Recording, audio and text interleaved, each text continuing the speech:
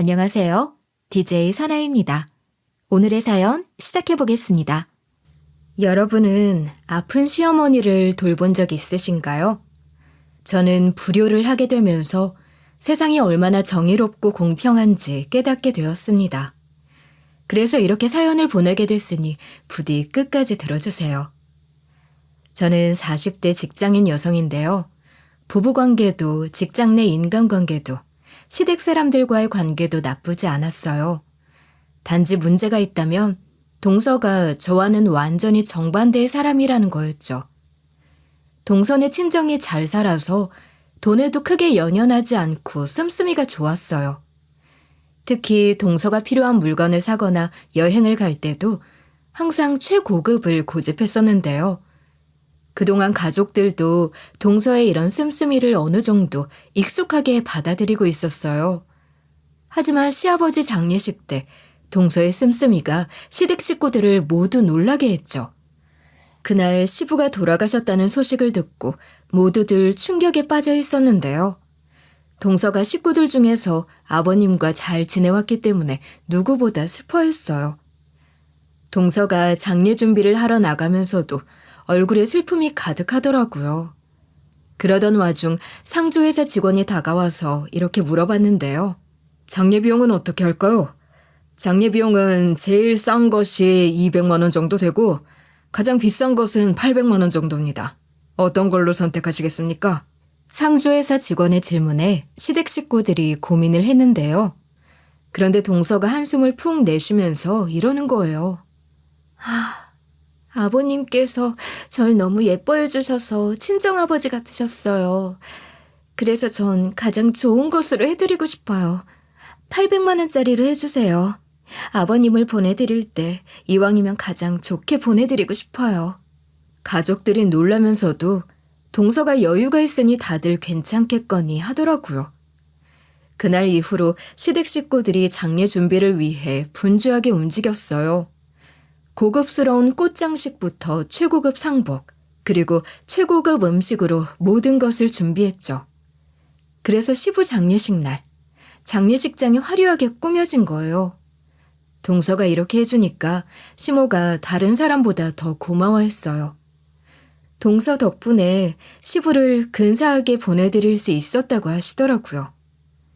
그날만큼은 동서의 씀씀이에 대해 더 이상 누구도 의문을 제기하지 않았죠. 이렇게 동서는 시부모님을 위해 최선을 다했는데요. 동서가 시부한테 한 걸 보면 성격까지 너그러운 게 느껴지실 거예요. 정말 가족들한테 쓰는 돈을 하나도 아까워하지 않았는데요.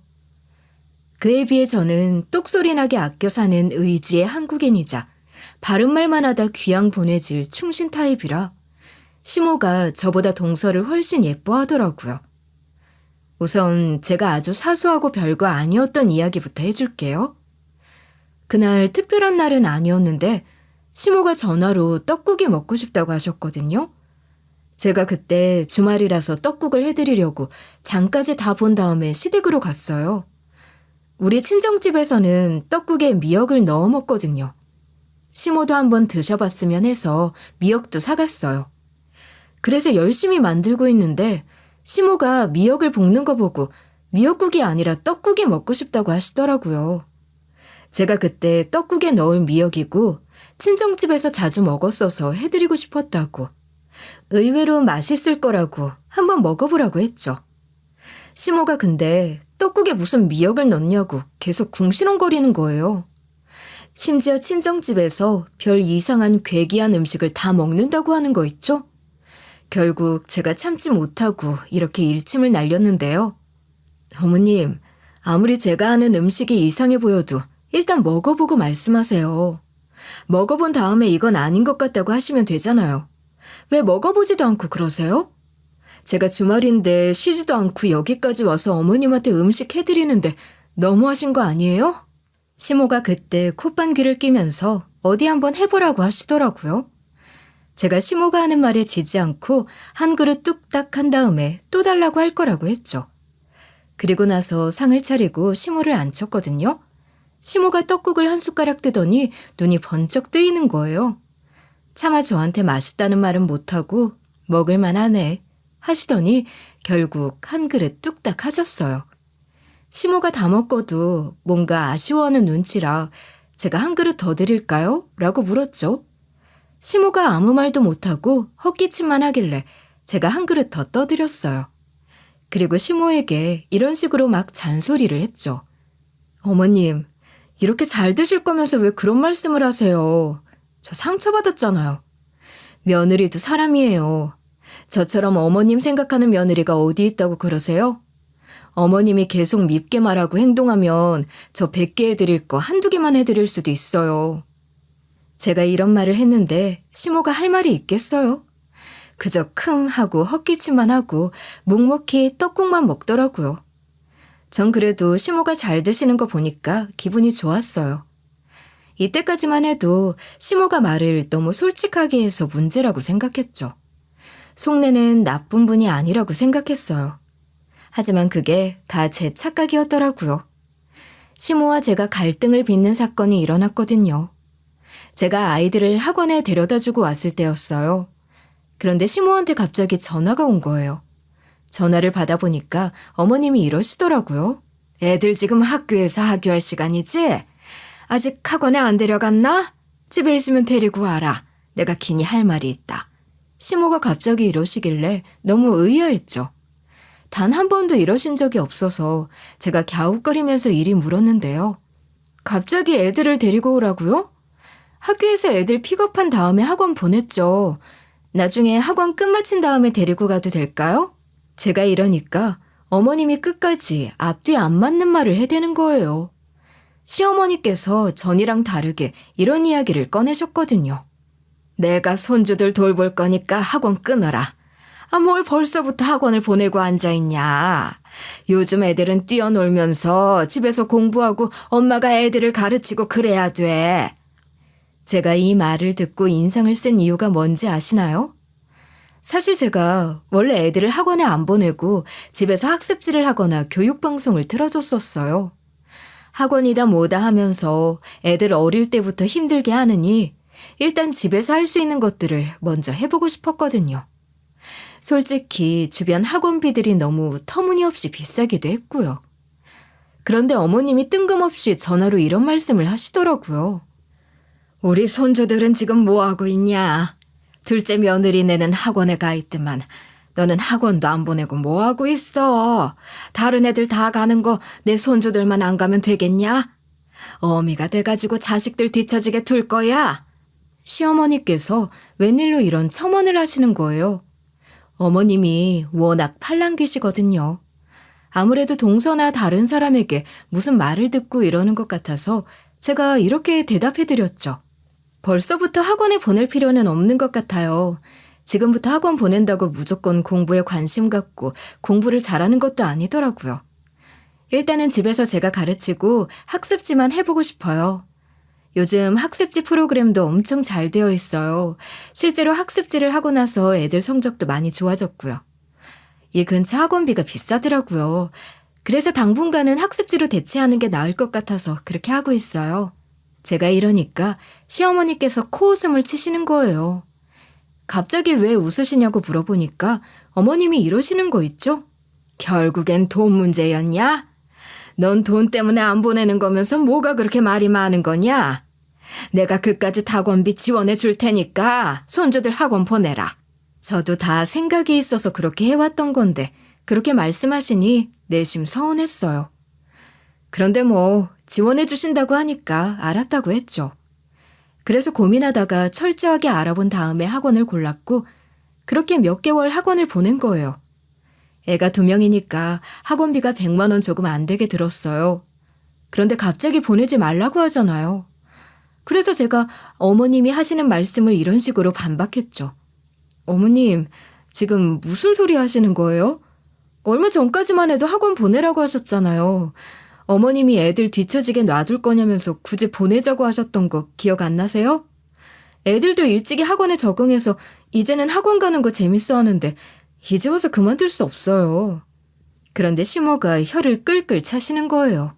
제가 왜 그러시냐고 하니까 어머님께서 아주 뻔뻔하게 이런 식으로 대응하시는 거 있죠? 너는 내가 하라고 하면 다 할 거고 요즘 엄마들이 하는 거 다 따라할 거냐? 이젠 네 지조를 갖고 네가 생각하는 교육 방식을 고수해야지. 학원이라고 무조건 좋은 게 아니야. 어머님이 차라리 학원비 더 이상 대주기 힘들어졌다고 하면 좋을 텐데 끝까지 제가 잘못했다는 식으로 구니까 제가 그때 이를 악문체로 말했죠. 학원에서 공부하고 배우는 것도 있지만 거기서 친구들 만나서 사회성 기르기도 하니까 학원을 보내는 게 나을 것 같아요. 어머님이 이제 와서 왜 그러시는지 이해가 안 가네요. 저는 시모를 위해 돈 때문에 그러냐고 단번에 태클을 걸지 않았거든요. 그런데 시모가 마지막까지 이러시는 거예요. 아니, 학교에서 친구들이랑 어울리면 되지 무슨 학원까지 보내면서 사회성 타령이야.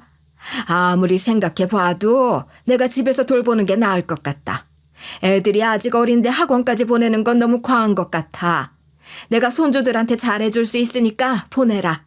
아무리 생각해봐도 시모가 돈 때문에 이러는 것 같은 거예요. 그래서 제가 결국 참지 못하고 이런 식으로 떠봤죠. 어머님이 저희 애들 생각해 주시고 사랑하시는 거 알아요. 하지만 애가 학원 다니는 걸 너무 좋아해요. 요즘 애들이 핸드폰만 해서 사회성 기르는 게 중요한 거 아시잖아요. 혹시 돈 때문에 그러신 거면 앞으로 제가 낼 테니까 염려하지 마세요. 근데 시모가 제 말을 듣고 발끈하는 거예요. 울컥한 목소리로 저한테 이런 말들을 내뱉으셨는데요. 내가 돈 때문에 이러는 것 같아? 누굴 속물로 보는 거냐? 나도 애들 키워봐서 안다.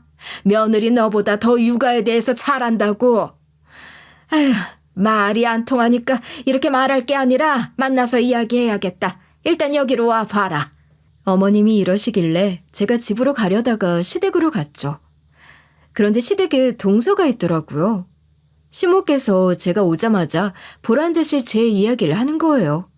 며느리가 뭐라 한 줄 아냐? 내가 손주들 걱정했는데 막말을 들었다. 나를 돈 밝히는 노친애 취급하더라. 요즘 애들이 다 학원 다닌다고 똑같이 보내는 부모가 이상한 거 아니냐? 어머님이 인사도 안 하고 잘 지냈냐는 안부도 안 묻고 이러니까 황당하더라고요. 그래서 제가 그 자리에서 바로 이랬죠.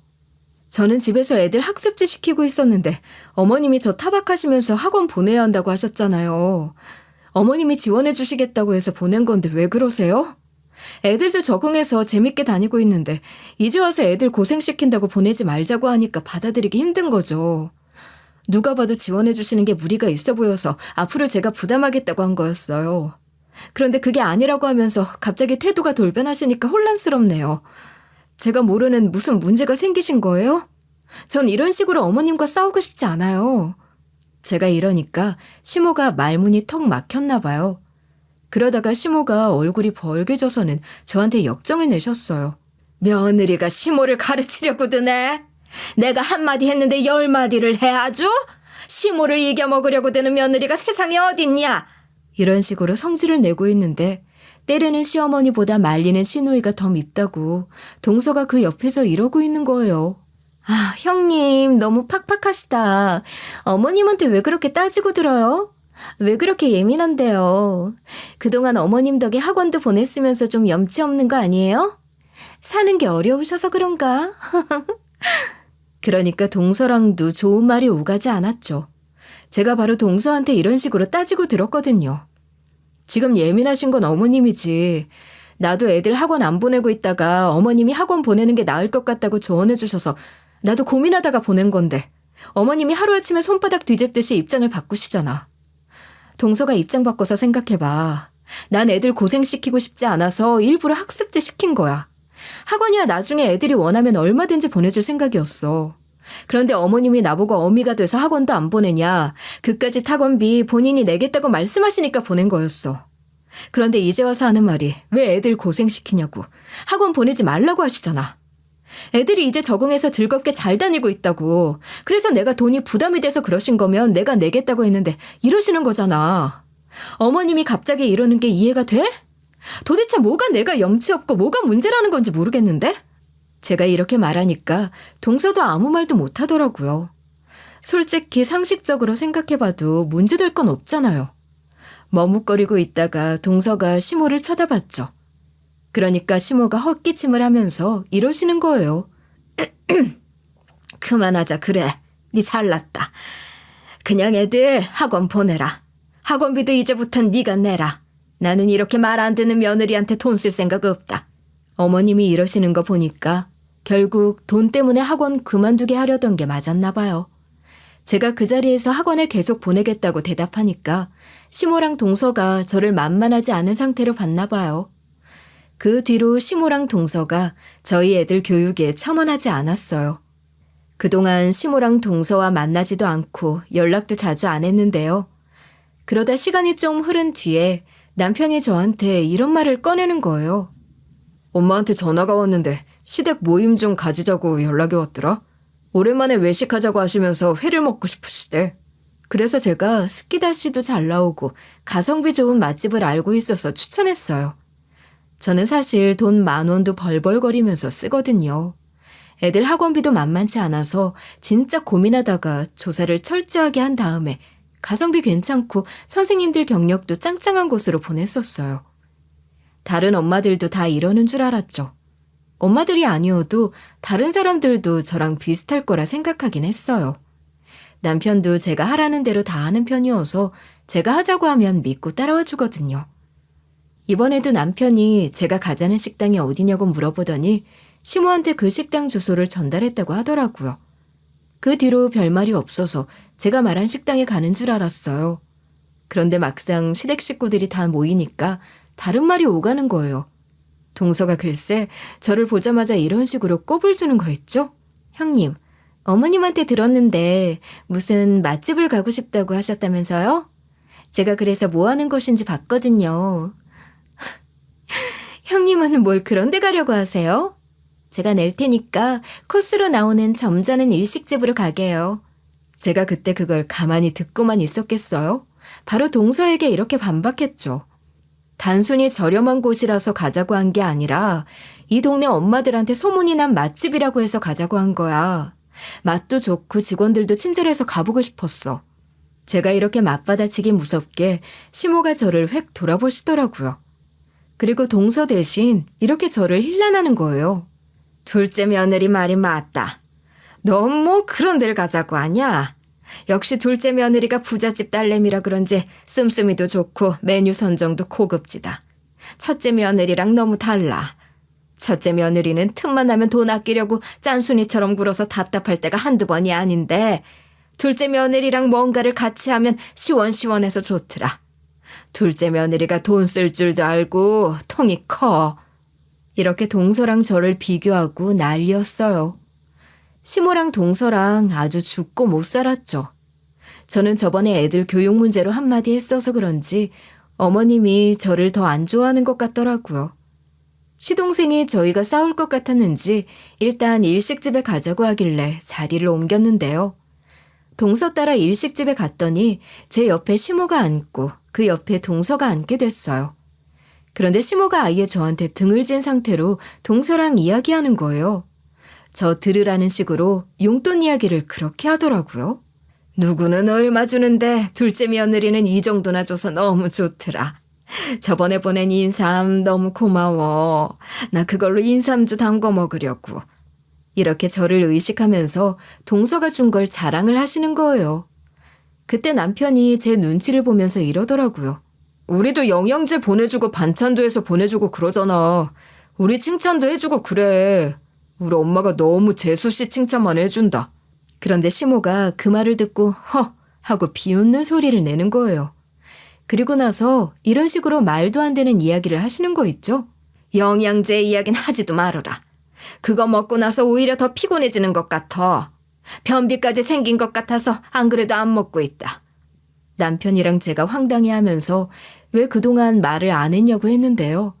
어머님이 대답을 회피하니까 남편이 인상을 팍 쓴 채로 이러는 거예요. 도대체 어떻게 먹었길래 몸이 피곤해지고 변비가 생겼는데? 우리도 먹고 있는 영양제라 그럴 리가 없잖아. 게다가 이번에 처음 준 것도 아니고 그 영양제 정기적으로 보내준 게 거의 1년이 됐다. 그런데 이제 와서 그 영양제가 이상한 것 같다고?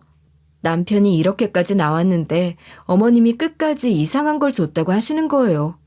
결국 남편도 열받아서 이런 말을 하더라고요. 이제 엄마한테 뭐 안 보낼 거야. 우리 와이프만큼 엄마 생각하는 며느리가 어디 있다고 그래. 왜 이렇게 사람이 심술 맞아졌어? 남편이 이러니까 시모가 그 말을 듣고 버럭하시더라고요. 들고 있던 수저를 탁 내려놓으면서 이러시는 거 있죠? 뭐? 내가 뭐가 심술 맞아졌다고. 내가 지금 며느리한테 뭐라 했다고 이러는 거냐? 이게 엄마 편을 들 것이지 어디서 마누라 편을 들고 앉아있어? 어머님이 자식 키워봤자 하나도 필요 없다는 소리까지 하고 계셨거든요. 그런데 동서도 이런 식으로 남편을 이상한 사람 취급하기 시작하는 거예요. 그러게요. 말이 너무 심하시네. 어머님한테 도대체 왜 그러시는 거예요? 두 분 다 어머님한테 사과하세요. 오랜만에 만나서 외식하러 나왔는데 이러는 건 좀 아니죠. 그때부터 집에 너무 가고 싶어서 머리가 지끈지끈 아파오는 거예요. 그래서 저도 더 이상 참지 못하고 이런 식으로 한마디 하고 말았어요. 어머님이랑 동서 두 분 다 그만하세요. 우리 집에 가기 전에 그만하시라고요. 계속 말을 덧붙이니까 싸움이 커지고 있는 거잖아요. 제가 그러니까 시모랑 동서가 둘이서 웅성거리더라고요. 대놓고 동서가 어머님한테 귓속말을 해대니까 시모께서 이러셨어요. 세상에 이것 좀 봐라. 이렇게 버릇없을 수가 없네. 시모 보고 이래라 저래라 이야기하는 며느리가 어딨냐? 시모가 저한테 삿대질까지 하면서 이것 안 되겠네 라고 하셨거든요. 그러니까 남편이 자리에서 일어서면서 이러더라고요. 여보, 그냥 가자. 이 자리에 그냥 우리 집사람이 살 거니까 그렇게 알고 있어. 우리 집사람도 능력 있고 효심 깊은 사람인데 적당히 갈구라고. 남편이 그동안 제 하소연을 듣기도 했고 시댁 모임 있을 때마다 자리에 있었으니까 제가 무슨 대우를 받고 있는지 알고 있었던 거죠. 남편도 참다가 폭발해서 이러면서 자리를 박차고 나왔어요. 그렇게 남편이랑 같이 계산대 앞에 서게 됐거든요. 생각보다 비싼 식당이었는데 남편이 이러는 거예요. 우리 이번만큼은 돈 아끼지 말고 보란 듯이 계산 좀 하자. 엄마랑 재수 씨가 당신 무시하는 거 볼 때마다 고구마를 100개 먹은 것 같아. 당신도 시댁 식구들 위해 이렇게 비싼 데서 돈 좀 쓸 줄 아는 거 보여주게. 남편이 이러길래 제가 계산을 했죠. 솔직히 계산한다고 해서 보란 듯이 제 능력을 과시한 것 같지도 않고 찝찝했어요. 하지만 제가 당한 고구마는 여기까지니까 걱정하지 마세요. 지금부터 제가 시모랑 동서를 제대로 뉘우치게 해준 이야기를 해드릴게요. 평소처럼 회사 일을 끝내고 퇴근하던 길에 모르는 번호로 전화가 걸려왔어요. 전화를 받자마자 여기가 어디 병원이라고 하면서 시모께서 교통사고를 당하셨다는 거예요. 저, 남편, 시동생, 동서 다 같이 병원으로 달려갔어요. 그런데 의사 선생님께서 축 처진 목소리로 이런 소식을 들려주시는 거 있죠? 경상이었어서 이미 처치는 완료됐는데 물리적으로 큰 상처는 없었지만 안타깝게도 넘어지시면서 신경이 다쳤는지 전신마비가 오셨습니다. 거기 모인 남편, 시동생, 동서 그리고 저까지 큰 충격을 받았죠.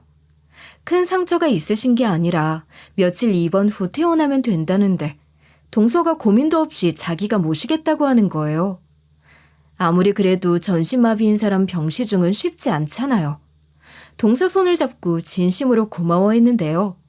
그 와중에 시모가 이러니까 자기가 동서를 더 예뻐하는 거라고 하시는 거예요. 그렇다고 해서 제가 마냥 동서에게 시모를 맡기고 나 몰라라 한 건 아니었어요.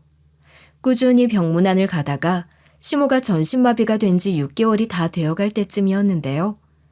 남편은 주말에 지방 출장을 갔고 저 혼자 동서네에 가게 됐어요. 시모한테 안부 인사를 하고 고생하는 동서 대신 설거지도 좀 해줬죠. 그러다가 동서랑 얘기하고 있는데 동서 핸드폰이 울리는 거예요. 동서가 화면을 보고 표정을 찡그리더니 전화 좀 받고 오겠다며 허겁지겁 집 밖으로 나가더라고요. 전화 받는데 밖에까지 나갈 필요가 있나 싶었는데 동서가 나가자마자 갑자기 시모 방에서 우당탕탕 소리가 났어요. 뭐가 떨어진 건가 싶고 깜짝 놀라서 제가 시모 방문을 벌컥 열고 이랬거든요. 어머, 무슨 일이세요? 어머님, 괜찮으세요? 어디 다치신 건 아니죠? 근데 어머님, 왜 서 있을 수 있으세요? 그런데 세상에, 전신마비일 시모가 벌떡 일어나 있는 거예요. 게다가 시모가 허겁지겁 베개 밑을 뒤지더니 녹음기를 꺼냈어요. 그리고 어머님이 다급한 목소리로 이러시는 거예요. 아무도 없지? 세아가 도망부터 치자. 이러고 있을 시간이 없다. 얼른 택시 불러라. 난 여기서 빨리 나가야겠다. 어머님이 워낙 겁을 먹고 있길래 일단 동선회를 벗어난 다음에 이야기를 해보려고 했는데요. 그래서 일단 허둥지둥거리는 시모를 우리 집에 모시고 가려고 했어요. 택시를 부른 다음에 시모를 데리고 나오니까 주차장에 동서가 보이는 거예요. 동서는 저랑 시모를 발견하지 못한 상태였어요. 동서가 어떤 남자들이랑 열변을 토하다가 자기 차를 타고 도망가려고 하더라고요. 그런데 그 남자들이 동서를 붙잡고 있고 차 앞을 가로막고 있어서 도망가지 못하고 있었어요.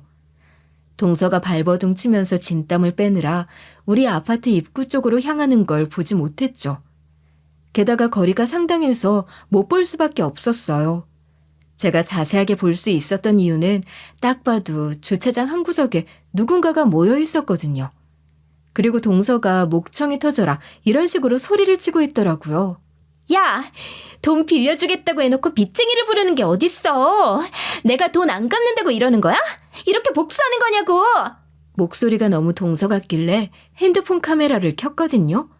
핸드폰이 요새 잘 나와서 확대해서 촬영하면 진짜 선명하게 잘 나오잖아요. 그렇게 해서 누군지 확인해 보니까 동서더라고요. 그래서 바로 녹화 버튼을 누르면서 동서가 뭐하고 있는지 다 찍어뒀죠. 저는 동서가 도대체 왜 저러나, 동서가 무슨 일에 휘말린 건가 싶었거든요. 일단 영상은 그쯤 찍어두고 어머님을 모셔서 아파트 입구 쪽으로 간 다음에 택시에 탔어요. 어머님이 그때 남편이랑 저한테 할 말이 있다고 남편을 부르자고 하는 거예요.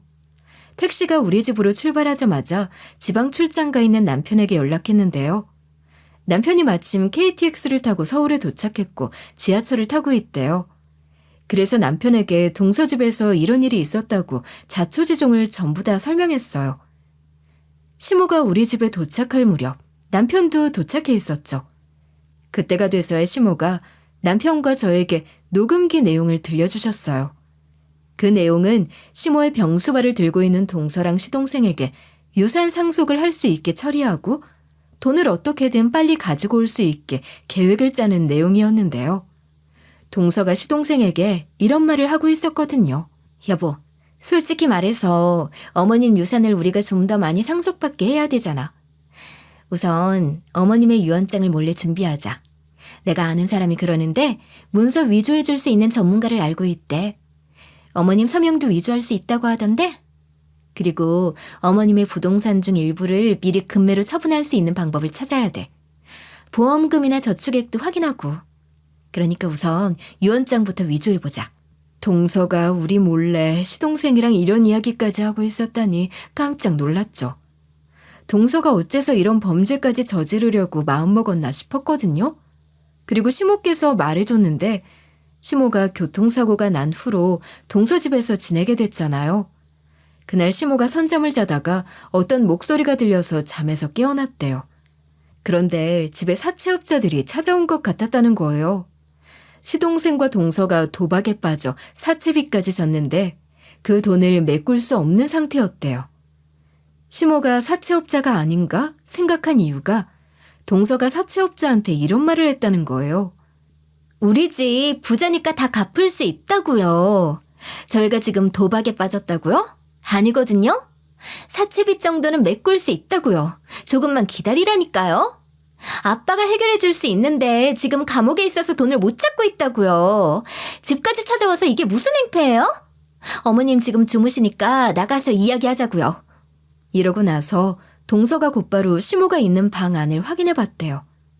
시모가 그때 설마 누가 찾아온 거냐고 빚이 있었냐고 물어봤다는 거예요. 근데 동서가 무슨 말씀이냐고 꿈을 꾸신 것 같다면서 자기는 빚 같은 거 없다고 시치미를 뗐대요. 시모한테서 이 말을 전해 듣는데 도저히 이해가 되지 않았어요. 그래서 어머님한테 이런 식으로 따져 물었죠. 아니, 동서가 빚이 있다뇨? 동서가 우리를 비싼 식당에 데리고 갈 정도로 여유롭지 않았어요? 어째서 이렇게 된 건데요? 그러니까 시모가 동서에게 생긴 일을 쭉 설명해 주는 거예요.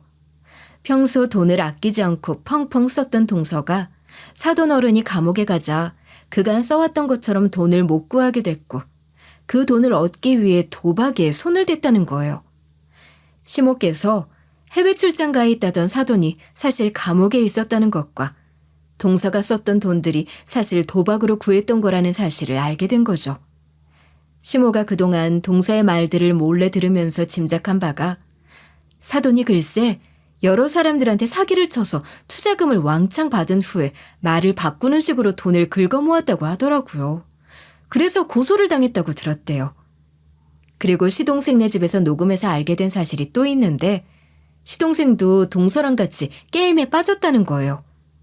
제가 그 말을 쭉 듣고 있다가 시모는 어째서 움직이게 됐냐고 물어봤죠.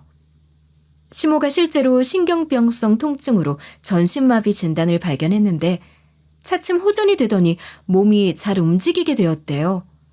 근데 계속 전신마비인 척 연기를 한 거래요. 시모가 처음에는 동서를 믿고 있다가 동서 서랍에서 시모가 시댁에 두고 온 옛날 서류들이 가득 있었다는 거예요. 대부분 계약서라서 거기에 시모의 사인이 있거나 지문, 도장이 찍혀 있는 서류였대요. 시모가 전신마비인 척 연기를 하고 있었다고 했잖아요. 그래서 동서한테 그 서류들이 왜 여기 있냐고 물어볼 수도 없었다는 거예요. 시모가 왠지 모르게 쎄한 느낌을 받던 와중 그 서류들이 싹 사라졌대요. 시모가 이러다 큰일이 나는 거 아닌가 생각하고 있었는데 동서가 밖에 있다가 들어오니까 본능적으로 눈을 감고 자는 척을 했다는 거예요. 그때 동서가 시모가 있는 방문을 빼꼼 열어보고 자는지 확인했대요. 그러다 동서 핸드폰이 울렸다는 거예요. 동서가 급하게 그 전화를 받으면서 밖으로 나갔는데 그때 동서가 이러고 말하고 갔대요.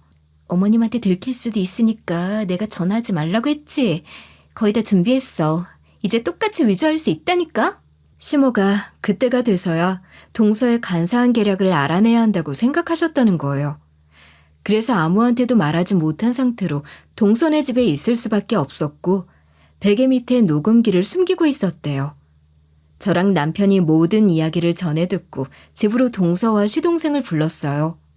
두 사람은 이미 시모가 없어진 걸 깨닫고 벌벌 떨고 있더라고요.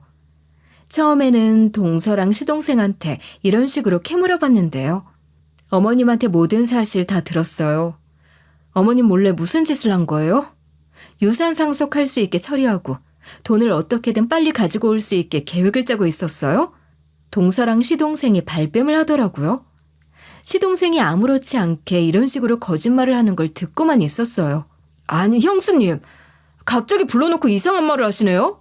저희들이 그럴 사람으로 보이세요? 정말 억울하고 기분 나쁘네요. 제가 마지막 기회라고 말해도 입 밖으로 진실을 토해내지를 않더라고요. 심지어 동서는 이렇게 막 불쌍한 척을 했어요. 내가 어머님한테 잘해서 어머님한테 예쁨을 받고 있으니까 이러시는 거예요?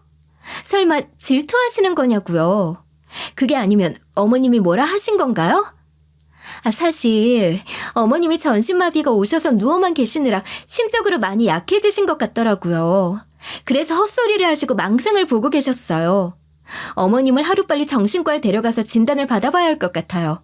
필요하면 정신병원에도 입원시켜보게요. 이것들이 시모 앞에서 무슨 말을 하는 걸까요?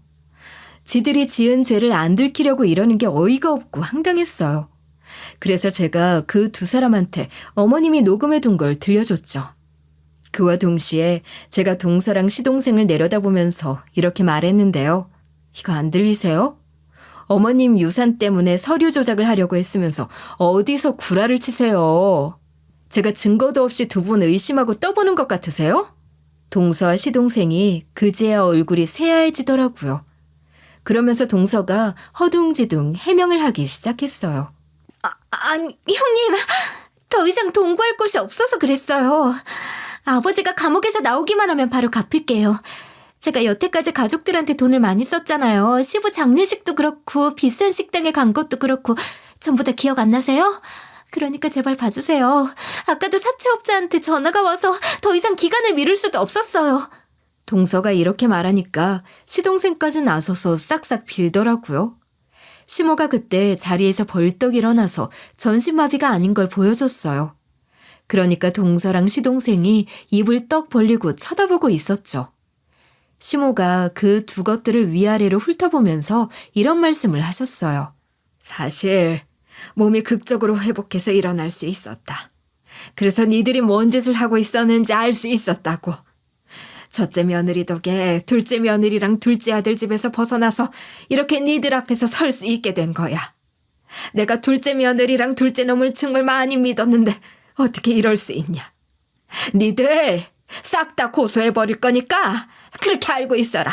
어머님이 이렇게 역정을 내시니까 동서랑 시동생이 넙죽 엎드렸어요. 하지만 당연히 소용없었죠. 시모는 물론 남편까지 이렇게 절연을 선언했는데요. 나도 엄마랑 똑같이 니들 고소할 거거든. 재수 씨랑 니까지 해서 연락처 싹 다 차단할 거니까 나한테 돈 빌릴 생각하지 마. 돈도 알아서 구하라고. 그러니까 동서가 저한테 매달려서 도와달라고 비는데 제가 미쳤다고 도와주겠어요? 대신에 동서한테 제가 주차장에서 찍은 걸 보여주면서 이렇게 폭로해버렸죠. 동서가 주차장에서 이상한 짓거리를 했길래 전부 다 촬영해뒀거든? 이거 보여? 이때 동서랑 신랑이 하고 있는 사람이 빚쟁이 아니야?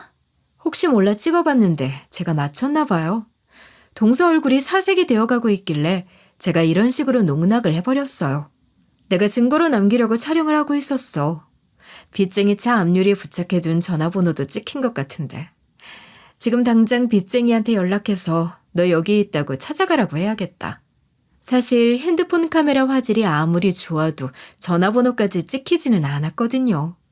빚쟁이 차가 뭔지도 모르고 그냥 동서한테 전화하기 전에 나가라고 말하면서 농락해 봤는데요. 그니까 동서랑 시동생이 급하게 도망치더라고요. 그런데 동서가 제가 어디서부터 봤고 어디서부터 들었는지는 모르잖아요. 물어봐도 제가 대답을 안 해주려고 했는데요. 동서랑 시동생도 제가 전부 다 알게 된 걸지도 모른다고 생각했나 봐요. 결국 그렇게 동서랑 시동생이 도망치고 나니까 마지막으로 할 말이 딱 떠오르더라고요. 그래서 시모한테도 그동안 서운했던 거 다 얘기해버렸죠. 어머님도 아시죠? 어머님이 저한테 잘못한 거. 어머님이 먹고 싶다고 하셔서 떡국 만들어드렸는데 미역 들어있다고 뭐라 했던 거. 애들 학원 보내라고 해놓고 학원 가지고 말 바꾸면서 무시했던 거. 제가 맛집 알아봤는데 저렴한 곳이라고 꼽주고 동서가 비싼 일식집에 데려갔다는 이유 하나만으로 돈 쓸 줄 아는 며느리라고 저는 며느리 대우도 안 해주고 투명인간 취급한 것도 전부 다 좀 그랬어요. 어머님 도대체 왜 그러신 거예요? 제가 이러니까 시모가 얼굴이 벌개져서는 고개를 툭 떨구시는 거예요. 시모가 생각하기에도 잘한 게 하나도 없으니까 부끄러우셨나 봐요. 어머님이 끝까지 아무 말도 못하시길래 다시 한번 이렇게 대답을 재촉했는데요. 어머님이 말씀 좀 해주세요. 왜 이렇게 동서랑 차별을 하셨어요? 예전에는 이러신 적 없는데 왜 그랬는지 진짜 궁금해서 그래요. 제가 이러니까 시어머니께서 우물쭈물 하시더라고요. 그렇게 말을 고르고 고른 끝에 어머님이 이런 답변을 해주셨어요. 그동안 둘째 며느리한테 이간질을 당했거든. 자기는 이만큼 해주는데 첫째 며느리 너는 고작 이것밖에 안 해준다고 말하더라.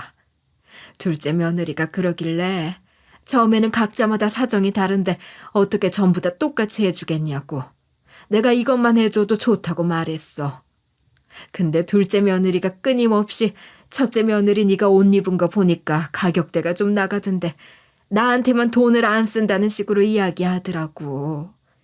그래놓고 동서가 저한테 들킬까봐 시모한테 입막음까지 시켰대요. 항상 제 뒷담을 하면서 끝에는 이런 말을 했다는 거 있죠? 어머님, 정확한 건 아니니까 형님한테는 말씀하지 마세요. 어머님만 알고 계셔야 해요. 알겠죠?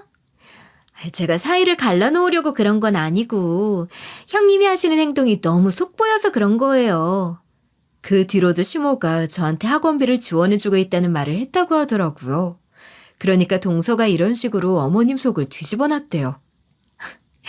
형님 그렇게 안 받는데 애들이랑 어머님한테는 돈을 안 쓰면서 본인만 사치 부리고 온갖 비싼 거는 다 두르고 다니던데요?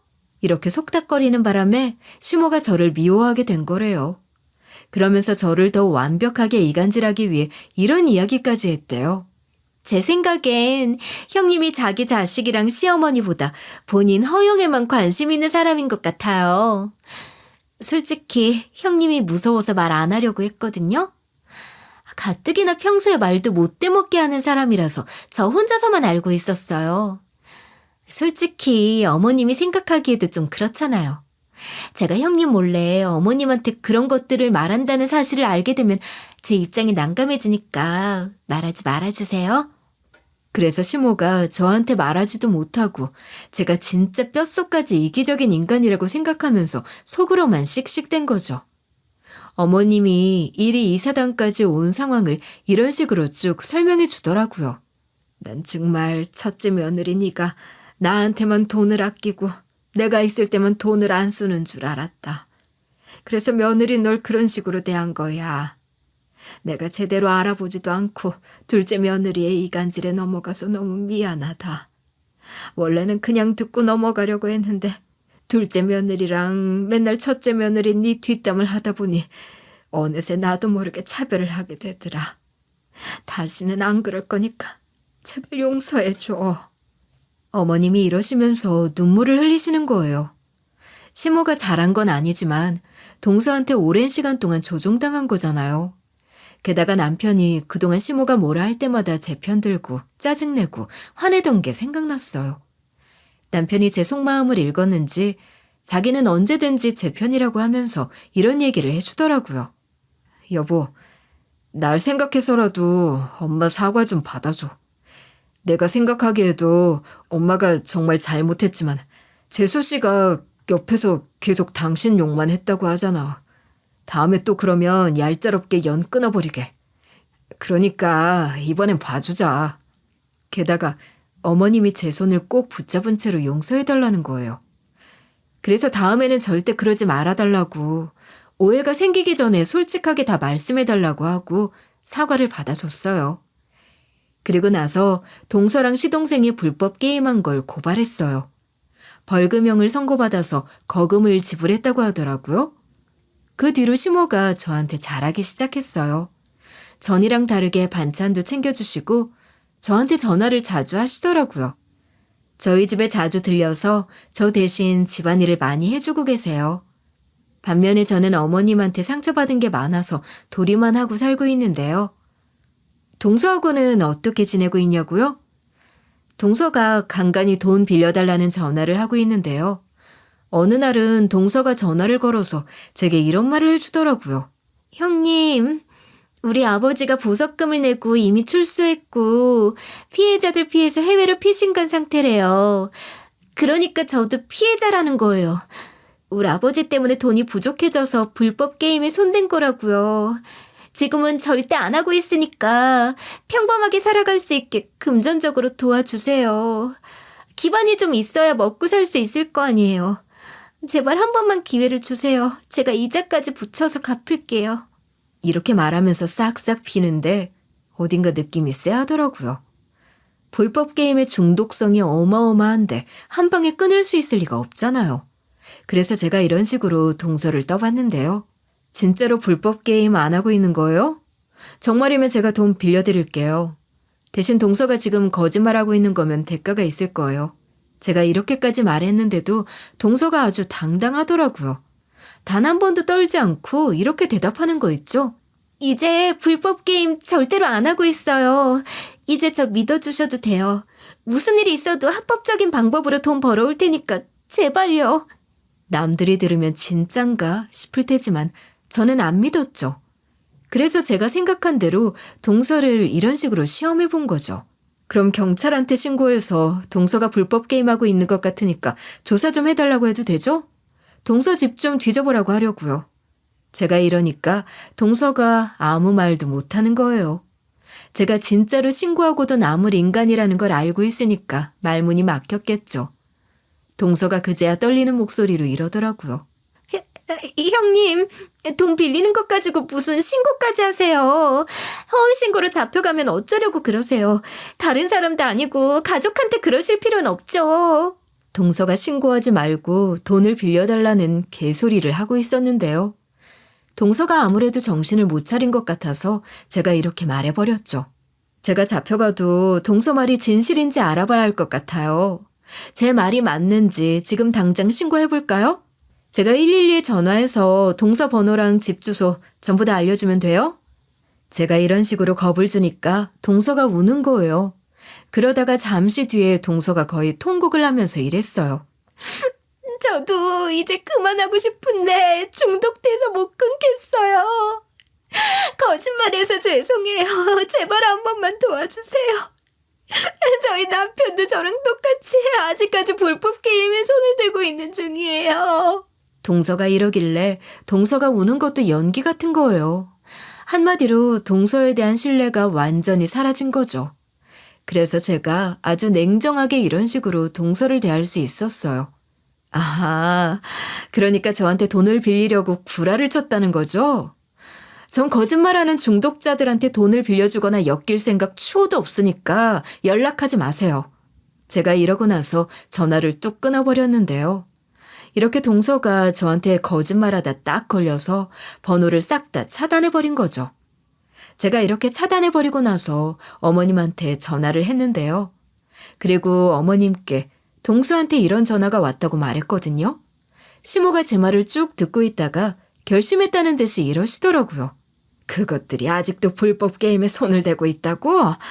둘째 며느리랑 둘째 놈을 정신병원에 보내야겠다. 내가 강제로 입원시키지 않으면 그것들이 더 이상 재기할 수 없을 정도로 망가지겠어. 저는 어머님이 진짜로 그러실까 싶었거든요. 시모께서 그날 저랑 전화를 끊은 후로 진짜로 정신병원을 알아보셨나 봐요. 며칠 후에 시모한테 전화가 와서 받아보니까 이런 말씀을 하시더라고요. 내가 정신병원에 여기저기 전화를 해보고 시설이 어떤지 보고 있거든. 실제로 둘째 며느리랑 둘째 놈한테 전화해서 니들은 중독 치료를 받아야 한다고 설득하고 있어. 둘째 며느리만 그랬으면 이혼시키고 말 텐데 내 자식이니까 이렇게까지 해야겠더라. 어머님께 이 말을 들은 지가 진짜 얼마 되지 않았는데요. 곧 있으면 동서랑 시동생이 병원에 입원할 것 같아서 이렇게 사연글을 써서 보내봤어요. 동서 때문에 깨달은 게 있는데 자기가 돈 많다고 자랑하고 과시하는 사람은 정말 믿지 말아야 할 것 같아요. 그 돈이 진짜라고 해도 사람 됨됨이가 안 되어 있으니까 그 돈을 금방 잃고 지킬 줄 모르더라고요. 고생해서 큰 돈을 벌어본 사람은 그렇게 과시하지 않으니까요. 그래서 전 앞으로 동서 같은 사람이 있으면 절대 가까이 하지 않으려고요. 여러분도 제 사연글을 쭉 들어보시고 빛 좋은 개살구 같은 사람들에게 속아서 피해보지 마시길 바랄게요.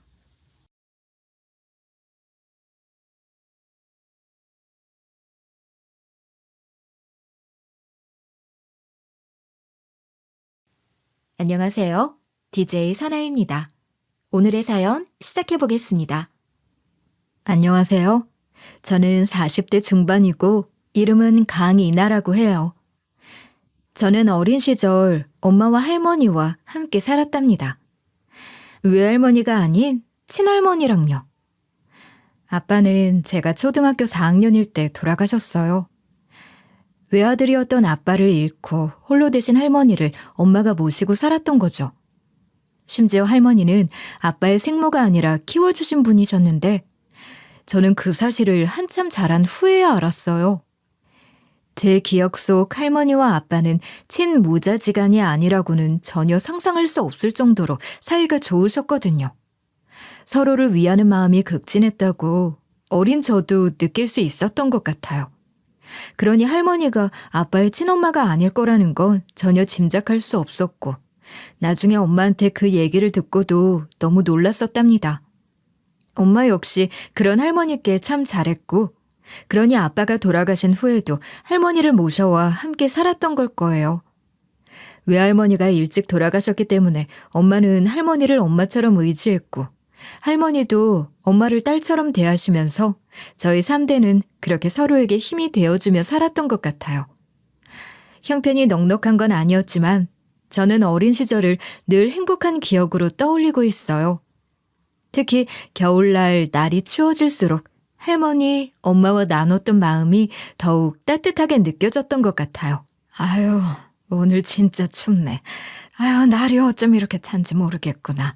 아유, 우리 강아지 얼른 이리 와. 할머니 이불 속에 들어오렴. 추워. 코가 떨어져 나갈 것 같아. 이렇게 추운데 할머니 손은 왜 이렇게 따뜻해? 왜냐하면 할머니 이불이 깔린 바닥이 우리 집에서 제일 따뜻한 곳이거든. 엄마가 할머니한테 이렇게 좋은 자리를 준 덕분에 그런 거지. 그렇구나. 할머니 손 따뜻해서 좋아. 이나야, 할머니 무거우셔. 내려와서 앉아. 할머니 손만 잡고 있으면 되지. 할머니 무릎 아프시단 말이야. 됐다. 앞으로 얼마나 더 그럴 거라고. 난 괜찮아. 그나저나 오늘 저녁은 뭘 해 먹나? 애미 너 좋아하는 감자국을 오랜만에 내가 한번 끓여볼까? 감자도 있잖니. 그럼 제가 어머님 좋아하시는 수제비 좀 밀어서 넣어볼게요. 좋지. 날도 추운데 뜨끈하니 좋겠어. 나는? 내가 좋아하는 건 뭐 넣어줄 건데? 우리 강아지가 좋아하는 계란도 듬뿍 풀어주마. 그럼 됐니? 좋아요, 좋아. 나 계란 좋아요. 많이 넣어주세요. 근데 파는? 파는 안 넣으면 안 돼? 아, 파가 들어가야 맛있지. 우리 이나 언제쯤 파 마시는 걸 알려나? 그렇게 저희 가족은 서로를 위하는 마음을 나누며 살았고 저는 제가 배워야 할 것들을 어린 시절 할머니와 엄마를 통해 충분히 배우며 행복한 어린 시절을 보냈다고 생각해요. 할머니와 엄마는 평일에는 열심히 일하시고 주말이면 양로원 봉사활동을 열심히 다니셨거든요. 할머니는 엄마가 아니었다면 자기도 그런 시설을 찾아다녔을 거라고 입버릇처럼 말씀하셨고 엄마 덕분에 편하고 행복하게 살게 된 보답을 봉사활동을 하며 갚고 싶다고 하시는 분이셨어요.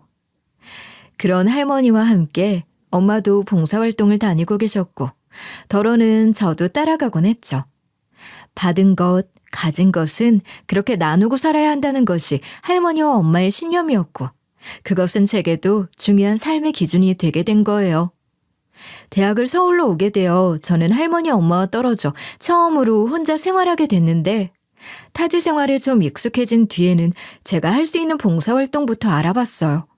그러다 알게 된 어느 보육원에서 봉사활동을 시작하게 됐고 그 인연은 꽤 길게 이어졌어요. 대학을 졸업하고 직장 생활을 하면서도 꾸준히 보육원 봉사를 했거든요. 그러던 중 보육원 아이 중 하나가 억울한 일을 당하게 된 거예요. 그 아이 반에서 비싼 물건이 없어졌는데 증거도 없이 범인으로 몰려 강제 전학을 당하게 된 상황이었죠. 강제 전학이 문제가 아니라 그런 누명을 쓰게 된 것이 그 아이가 앞으로 살아가는데 나쁜 영향을 주게 될 것 같아 꼭 무죄를 밝혀주고 싶었어요. 그래서 전 사비를 들여 변호사 상담을 받기로 하고 나름 이름 있는 로펌을 찾아갔지 않겠어요? 그런데 제가 의뢰하려는 사건은 그 사람들이 보기엔 사건이라 할 수도 없고 돈도 안 되는 사건이다 이건지 완전 신입 변호사에게 상담을 받게 하던데 심지어 그 신입 변호사조차 시큰둥하게 제 이야기를 듣더라고요. 그런 모습들이 어찌나 괘씸하던지 분개한 제가 그 신입 변호사에게 엄청 화를 낸 거예요. 아니, 지금 그 태도가 뭐죠? 이런 사건은 그렇게 무시해도 된다 이건가요? 제가 뭘 어쨌다고. 지금 말씀해 주시는 걸 이렇게 메모하며 듣고 있지 않습니까? 그럼 뭐예요? 반은 흘려듣고 있잖아요. 이것 봐, 여기. 제가 중요한 학생의 증언이라고 했던 건 적어두지도 않으셨고 말이에요. 아, 그건 별로 중요한 것도 아닌 것 같고. 어떻게 알아요? 그게 정말 중요한 단서가 될지? 그 학생의 증언이 중요하지 않은 게 아니라 이 사건 자체가 변호사님한테는 중요하지 않은 거 아닌가요? 아, 죄송합니다. 제가 아직 신입이기도 하고 잘 몰라서. 신입이면 군기라도 들어있어야지. 전혀 그렇지도 않잖아요. 이 사건이 변호사님이나 이렇게 큰 로펌에서 보기에는 하찮은 일일지 몰라도 그 아이한테는 인생이 걸린 일이에요. 잘 좀 부탁드릴게요. 알겠습니다. 죄송합니다. 그런데 이 아이와는 무슨 관계라고 하셨죠? 제가 봉사 다니는 보육원 아이예요. 그게 전부예요? 그런 관계로 사비를 들여서 돕고 싶으시다고요? 아무리 작은 사건이라도 저희 로펌 기본 수임료가 비싼 건 알고 계시죠? 알아요. 비싼 만큼 일을 잘하실 거라 믿고 온 건데. 그러니까 더 실망시키지 말고 잘 좀 해주세요. 신입이시라니 성과를 내는 것도 중요하시겠지만 사명감을 좀 가져주시면 좋겠어요. 제가 정색을 하며 그렇게 요구했더니 그 변호사는 그제야 제대로 일다운 일을 하더라고요.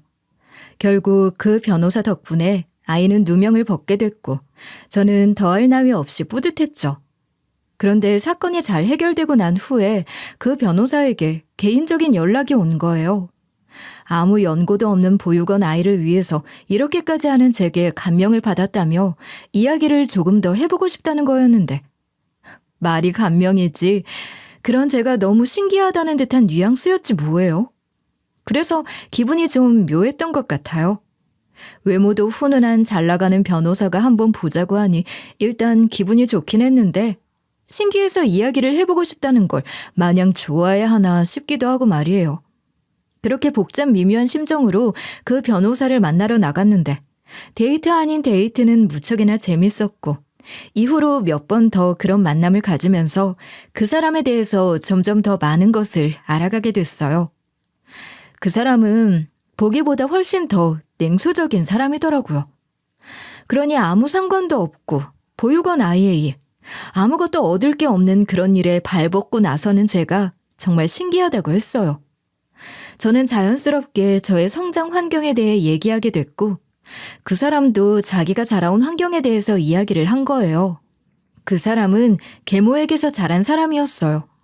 생모가 돌아가신 후 자기는 그 누구에게도 마음을 연 적이 없다는 말도 아무렇지 않게 할 정도로 감정이 메마른 사람이란 걸 알 수 있었어요. 생모가 돌아가신 충격과 상처가 큰 만큼 마음을 굳게 닫아버린 것 같았죠. 계모에게서 자라도 저희 아빠처럼 사랑 많이 받고 잘 자란 사람이 있는가 하면 그렇지 못한 사람도 있다는 생각에 마음이 더 쓰였던 것 같아요. 그런 마음으로 연애를 시작했기에 제가 가진 사랑을 더 많이 나눠주고 싶었던 걸지도 모르겠어요. 그렇게 열심히 연애를 하다가 청혼을 받게 됐고, 저희 할머니 엄마에게 소개를 한 후 시댁에도 인사를 가게 됐죠. 저희 할머니와 엄마는 그 사람, 그러니까 지금은 남편이 된 그 사람을 너무 마음에 들어 하셨지만 시댁에 인사를 가려니 너무 떨리더라고요. 아무래도 남편이 좋은 직업을 가진 사람이다 보니 저보다 좋은 조건의 며느리를 바라시지 않을까 하는 걱정이 없지 않았던 것 같아요. 시댁에는 시부모님 두 분과 남편의 형인 아주버님 부부가 합가해 한 집에서 살고 있었어요. 남편의 이야기로 미루어 제가 짐작할 수 있었던 시댁의 분위기라는 게 있었을 거잖아요. 근데 그런 것과는 사뭇 다른 분위기여서 처음엔 좀 당황스럽기도 했던 것 같아요. 저는 계모인 시모가 차갑고 거리감이 느껴지는 사람일 거라 생각했는데 전혀 그렇지 않더라고요. 시모는 제가 들어서자 제 손을 덥석 잡아주시며 반갑게 맞아주셨는데 그 손길이 어쩐지 따뜻하고 포근했어요. 얼떨떨한 기분으로 집 안으로 들어갔더니 시부와 아주버님, 형님께서도 이어서 저희를 맞아주셨죠. 아무래도 첫인사를 드리는 자리여서 긴장을 하고 있었는데 편안하게 대해주셔서 마음이 한결 놓였던 것 같아요. 오히려 내내 신경이 쓰였던 건 남편의 태도였어요. 시모를 비롯한 식구들이 모두들 한마디씩 하며 북적북적 저희를 맞아주셨는데 남편의 시큰둥하달까 뚱하달까 말도 거의 안 하고 마지못해 고개만 끄덕이는 것 같은 거예요. 제가 어색하지 않게 시모가 계속해서 말을 걸어주시는데도 남편은 한마디 거들지도 않아서 제가 괜히 무안하고 그랬거든요. 그런데도 시모는 물론이고 다른 식구들도 그런 남편한테 익숙한 듯 보였죠. 시부, 아주버님, 형님 모두 시모와 허물없이 어울리는 것 같았는데 유독 남편만 시모에게 냉랭하더라고요. 다 같이 둘러앉아 식사를 하는 자리에서는 그런 모습이 더욱 표시가 났어요. 그게 조금 싱겁지 않을까 모르겠어요. 우리 식구들이 다들 간이 좀 센 편이라 일부러 슴슴하게 한다고 했는데 입에 맞으려나? 전 원래 싱겁게 먹는 편이라서 제 입에는 너무 맛있어요. 그리고 말씀 편하게 해주세요, 어머니. 그러니까 아까부터 말 편하게 하라는데도 말을 안 듣고 말이야. 당신이 그러면 얘가 더 불편하잖아. 그래요, 어머니. 저도 동서 그러면서 바로 말 놨는데. 어머님도 편하게 하세요. 우리 어머니가 마음이 여려서 그러시지 뭐. 당신한테도 말 놓는 거 어려워하셨잖아. 맞아. 참 그랬었다.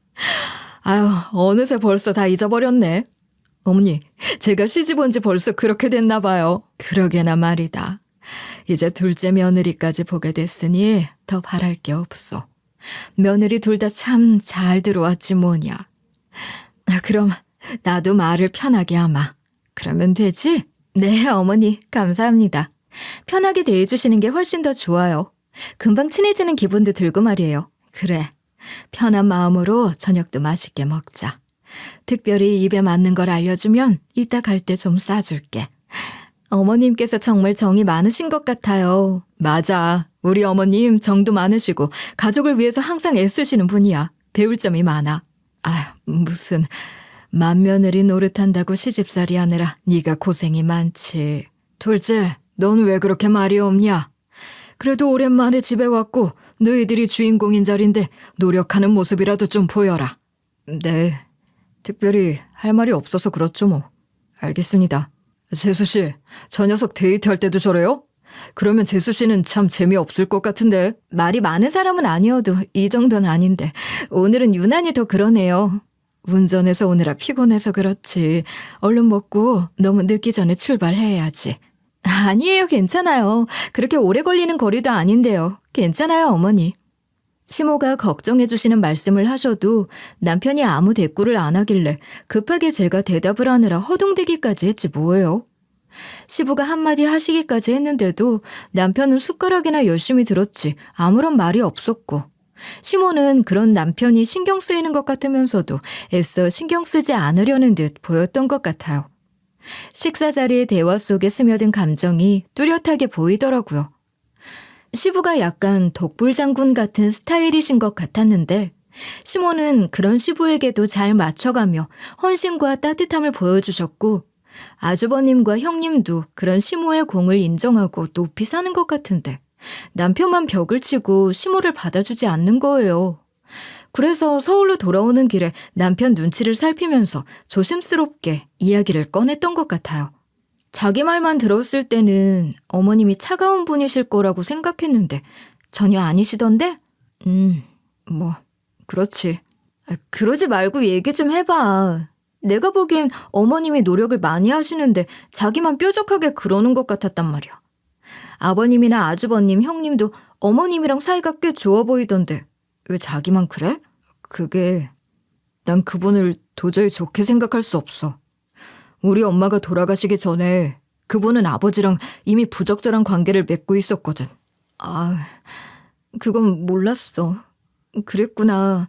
아주버님도 그걸 아시는 거 아니야? 그래도 아주버님은 마음을 많이 여신 모양이네. 형은 나보다 나이가 더 많았으니까 더 잘 받아들였을지 몰라도 나는 그때 한창 엄마 사랑이 필요했던 어린아이였어. 그런 내게서 엄마를 뺏은 사람이라는 생각을 지울 수가 없는 것 같아. 남편은 생모가 투병 중 지금의 시모 때문에 소가리를 많이 한 것이 생모의 죽음을 더욱 앞당겼다고 생각하는 것 같았어요. 그래서 시모에게 더 반감이 큰 것 같았죠. 남편의 말처럼 엄마 사랑이 절실한 어린 나이였기에 생모가 돌아가시고 나서 그리워하는 마음이 커져가는 만큼 지금 시모를 더 미워하게 됐을 거예요. 그나마 철이 좀 들었던 아주버님은 그래도 이성적으로 시모를 받아들인 것 같고 말이죠. 시모가 노력을 많이 하시니까 그럴 수 있었겠지만요. 남편의 이야기를 들으니 남편 입장도 이해가 안 되는 건 아니었지만 시모가 노력을 많이 하시는데 남편이 그걸 전혀 받아주질 않으니 저라도 시모에게 더 잘하려고 했던 것 같아요.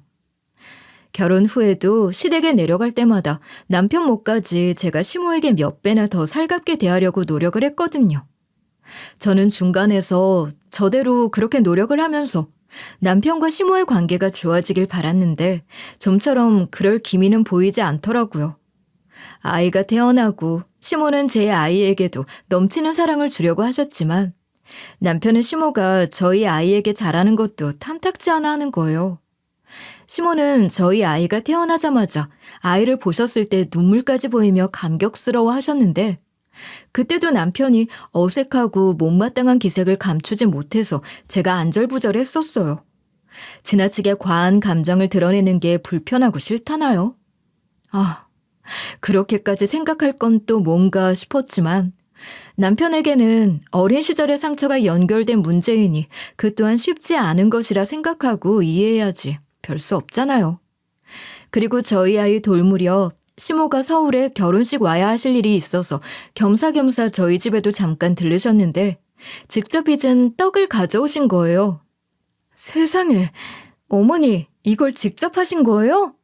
저희 할머니도 옛날에 이렇게 집에서 떡을 해주시곤 하셨는데, 어머니, 정말 감동이에요. 감사합니다. 우리 손주 첫돌인데 뭘 못해주겠어. 이런 건 나한테는 일도 아니야. 여보, 이것 봐. 이 떡을 직접 해오셨대. 너무 오버하시는 거 아니에요? 그냥 사 먹어도 되는데 굳이 이렇게까지. 그걸 또 여기까지 들고 오실 필요가. 여보, 무슨 말이 그래.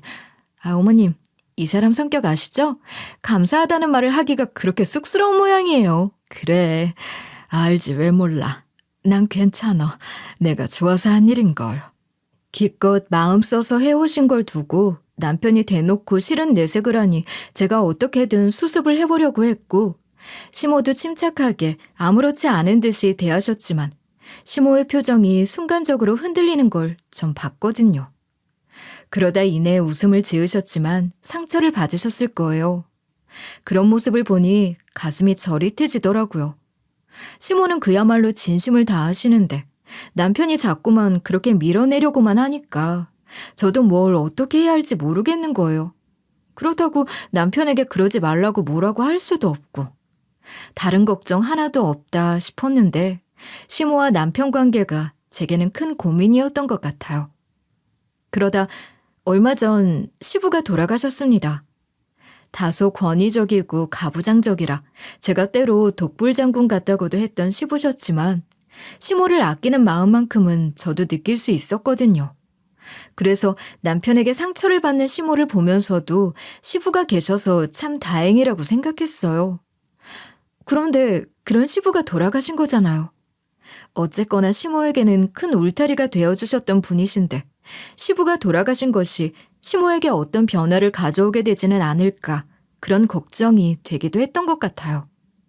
저희 아빠가 돌아가셨을 때 할머니가 생각나기도 했죠. 그때 할머니는 엄마가 할머니를 외면해도 할 수 없다고 생각하셨다고 했고 마음의 준비를 하고 계셨다고도 하셨거든요. 할머니도 시모처럼 아빠의 계모였으니 그런 생각을 더 하셨던 거잖아요. 아주버님이나 형님도 시부가 계시는 동안은 아무래도 시부 눈치를 좀 더 봤을 테고 그래서 시모에게 더 예의를 지켰던 건지도 모르는데 시부가 돌아가셨으니 태도가 변할 수도 있는 것 아니겠어요? 그런 생각에 저도 모르게 아주버님과 형님의 눈치를 살피게 됐던 것 같아요. 그래서 장례 절차가 다 끝나고 바로 서울로 가자는 남편을 설득해 일부러 시댁까지 따라갔다가 가자고 했어요. 시부 장지에서 시댁이 그리 멀지 않으니 그래도 집에 잠깐이라도 들렀다 가자고 거의 사정을 하다시피 했지 뭡니까. 어쩐지 마음이 놓이지 않아서 시모 혼자 가시게 둘 수가 없더라고요. 어머님, 피곤하시죠? 뭘 제대로 드시지도 못하고 하루 종일 많이 걷고 서 계셔서 더 그러실 거예요. 내일은 저랑 찜질방이라도 다녀오세요. 아니다. 피곤하긴 뭘. 난 괜찮아. 너희들이 고생했지. 다들 정말 수고 많았어. 아버지가 참 좋아하셨을 거다. 어머니도 참 당연한 건데 수고는요. 어머니 병 나실까 걱정되니까 이 사람 말대로 뜨끈한 데 가서 좀 쉬다 오세요.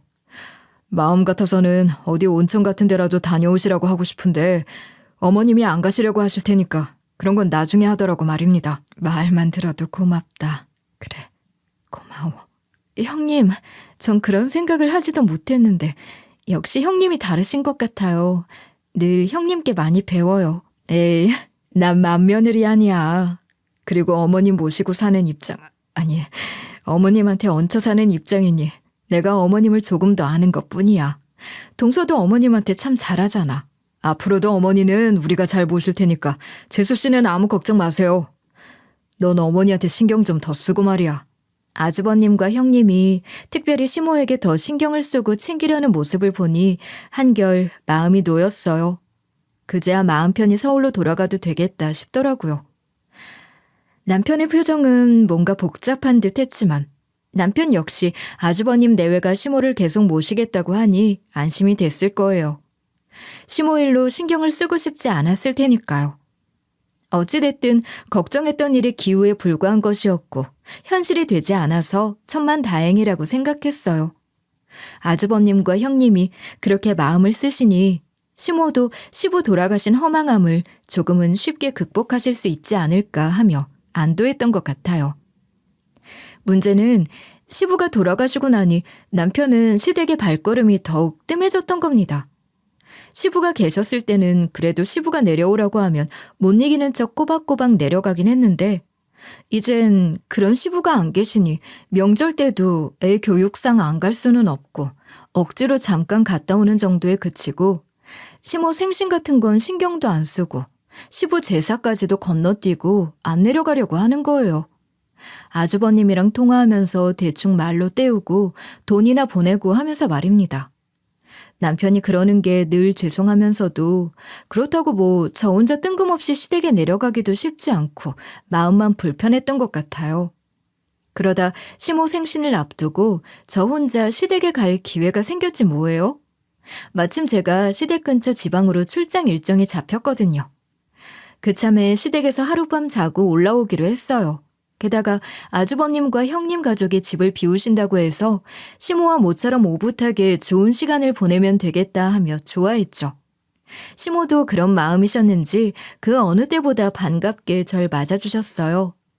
이제는 제 식성을 아주 꿰고 계시는 시모는 제가 좋아하는 것들을 잔뜩 해놓고 절 기다리고 계시더라고요.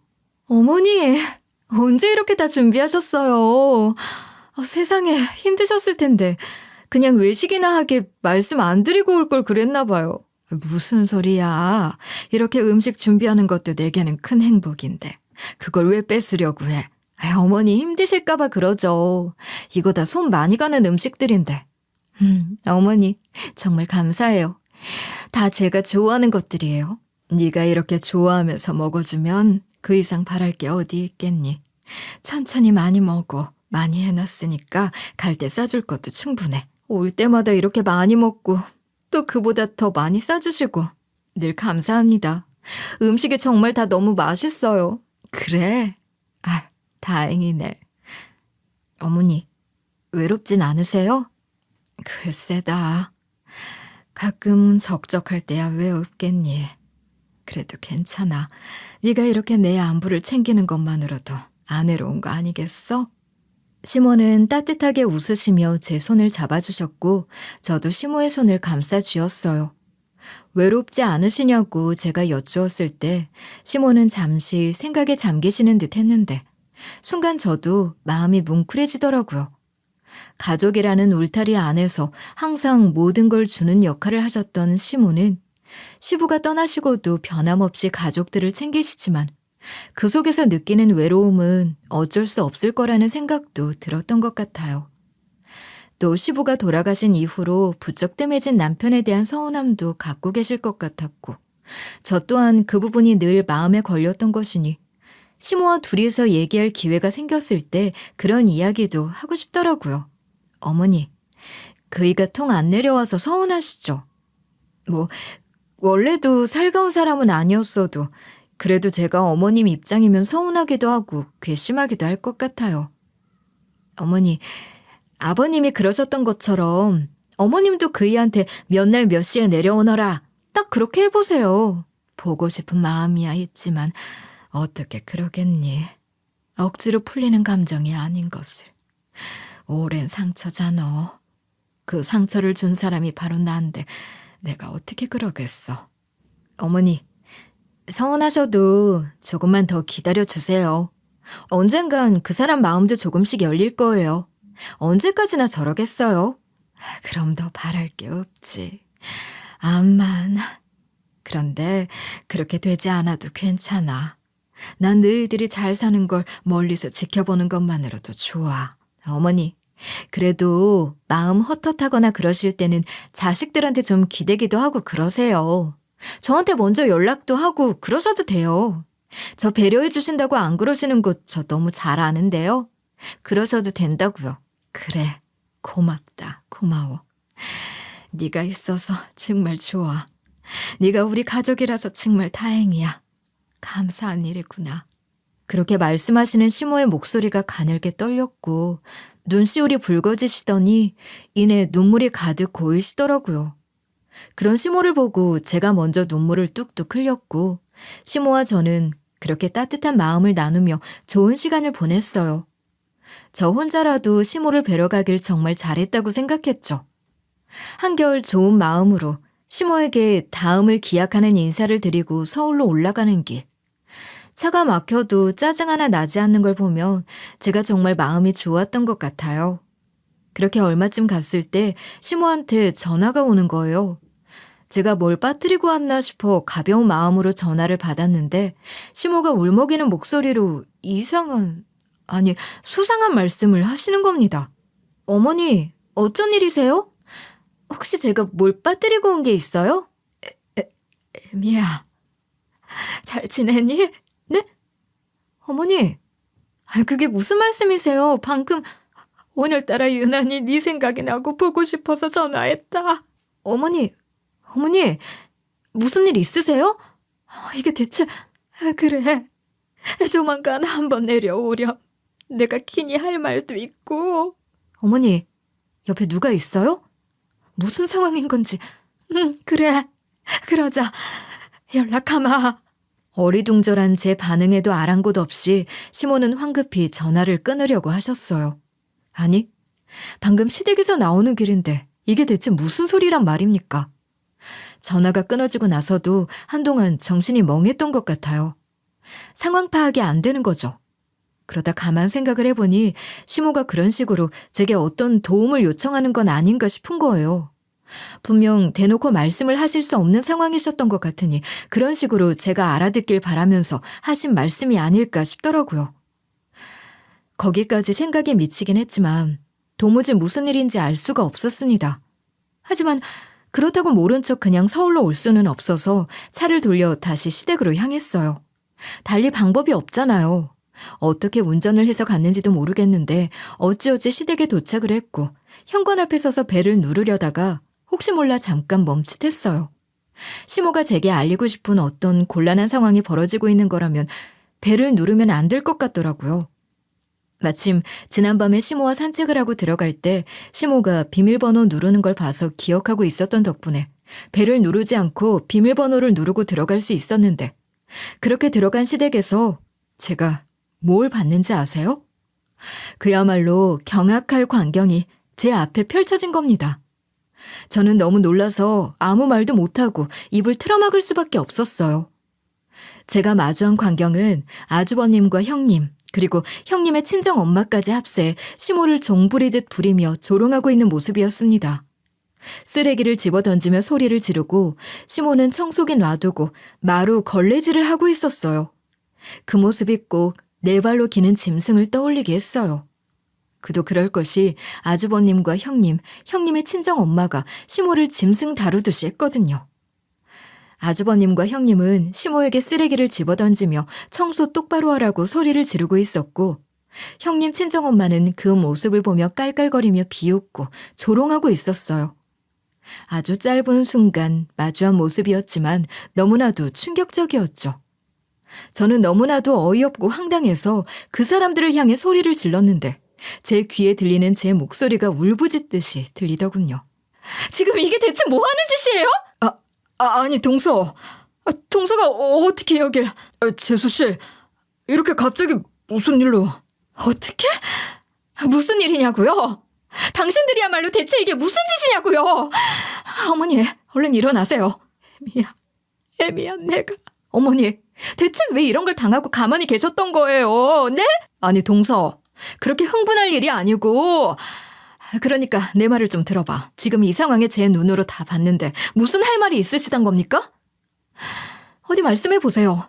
어머님을 종부리듯, 아니 짐승 대하듯 하셨던 걸 어떻게 설명하실 거냐고요? 재수씨, 무슨 말씀을 그렇게. 제 말이 심한가요? 제가요? 더한 말을 하고 싶은 걸 억지로 참고 있는 거예요. 시모는 절 본 순간 눈물을 터뜨리셨고 저는 미친 듯이 아주버님과 형님을 몰아세웠고 그 사람들은 당황한 기색이 역력한 가운데 아무 말이나 해보는 것 같았지만 결국은 딱히 할 수 있는 말이 없는 것 같더군요. 무슨 할 말이 있겠습니까? 그 어떤 말로도 그 상황을 설명할 수는 없는 거죠. 시모가 무슨 죽을 죄를 지었다고 할지언정 이건 아닌 거예요. 그렇지 않나요? 그날 그 순간을 떠올리면서 글을 쓰려니 지금도 화가 치밀어서 미칠 것 같아요. 키보드를 치는 제 손가락이 막 화를 내고 있네요. 저는 시모를 그 사람들과 더 이상 같이 있게 할 수가 없어서 당장 시모를 모시고 나왔고, 시모가 조금 진정하고 평정심을 찾게 되실 때까지 아무 말 없이 기다려드리는 것이 제가 할 수 있는 일의 전부였어요. 시모는 한동안 말없이 눈물을 흘리시다가 조용히 말씀을 시작하셨습니다. 아주버님과 형님은 그동안 꾸준히 시모를 괴롭혀오고 있던 거더군요. 시부가 살아계실 때는 그래도 견딜만 했지만 시부가 돌아가시고 나니 대놓고 시모를 식모처럼 부리며 형님 친정 엄마까지 데려와 안방 차지하고 시모를 괴롭혀왔다는 겁니다. 정신적 학대뿐만 아니라 걸핏하면 시모 협박해서 제 남편에게 돈을 받아오게 했더라고요. 그러고 보니 시부 돌아가시고 나서 시모가 서너 차례나 병원비로 목돈이 들어간다고 도움을 청하셨는데 그 돈이 전부 그런 식으로 아주버님과 형님이 요구해서 어쩔 수 없이 받아가셨던 돈이었던 거예요. 기가 막혔어요. 시댁 형편이 어려운 건 아니지만 집 외에 가진 재산은 별로 없고 시부가 남긴 유산 또한 그 집이 전부였는데 제 남편이 경제력이 있으니 시부가 살아계실 때에도 집안에 큰일이 있으면 저희가 경제적으로 많이 도와드렸던 건 맞아요. 남편이 시부모에게 애정은 없을지 몰라도 그렇게 돈으로라도 최소한의 도리를 한다고 생각하는 것 같았거든요. 저 또한 자식된 도리를 해야 한다고 생각했으니 시부가 살아계실 때도 별말 없이 시댁을 도왔어요. 시부 돌아가시고 시모가 병원비 얘기를 하실 때도 남편에게는 입이 안 떨어지셨을 테니 늘 저를 통해서 말씀을 하셨는데 시모 안쓰러운 마음에 제가 앞장서서 흔쾌히 돈을 보냈거든요. 근데 그런 일이 여러 차례 반복되니 남편이 짜증을 내기도 하고 그랬었어요. 그런데 그 모든 일들이 모두 아주버님과 형님이라는 사람들의 농간이었다니 정말이지 할 말이 없었습니다.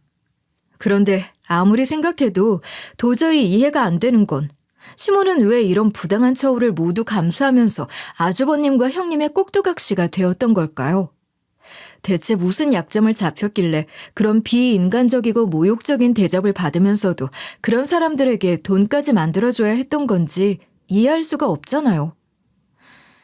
시모는 제게 그간 시모가 겪어온 상황에 대해 설명하시며 다시 감정에 격해지셨고 저는 시모에게 또 한 번의 시간을 드리며 기다렸어요. 그리고 대체 그 모든 걸 왜 참아오셨는지, 그런 상황에서 그 사람들에게 돈까지 해줘야 했던 이유가 무엇인지 여쭙습니다. 시모는 그 사람들이 시모에게 한 짓을 말씀하실 때보다도 훨씬 더 힘겹게 말문을 여셨어요. 그리고 시모의 이야기를 들으며 저는 그런 시모의 상황을 조금은 알 수 있을 것 같았죠. 시모는 남편의 계모가 아니라 생모이셨던 겁니다. 아주버님은 남편이 생모라 생각하고 있는 분의 자식이고 남편은 남편이 계모로 알고 있는 지금 시모의 소생이라는 거예요. 그러니까 남편은 시부가 혼외자로 낳은 자식이었고 그 자식을 시부 호적에 올리며 본처가 자기 아들로 키우고 있었던 거죠. 아주버님은 그 사실을 훨씬 일찍 눈치채고 있었던 것 같아요. 그리고 그것을 약점 삼아 시모를 괴롭혀왔던 거죠. 철없을 때는 말로써 시모 가슴을 후벼 파는 말들을 많이 했고 초등학생들이 여자아이들 괴롭히듯이 머리카락 잡아당기는 것 같은 유치한 방법으로 물리적인 해코지도 했던 것 같더라고요.